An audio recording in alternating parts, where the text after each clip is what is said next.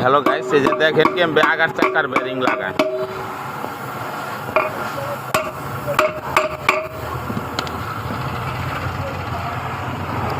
একটা কিন্তু লাগানি শেষ, আর একটা লাগাচ্ছে। মাঝখানে একটা বুশ দিয়ে দিতে হবে।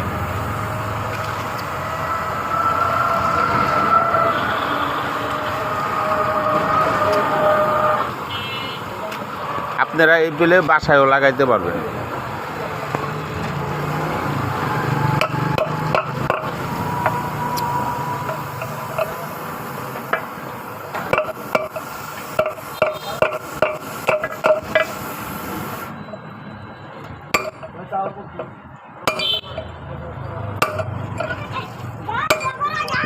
আমাদের বেরিং লাগানো কিন্তু শেষ। এখন আমরা যেখানে ফিটিং দিব।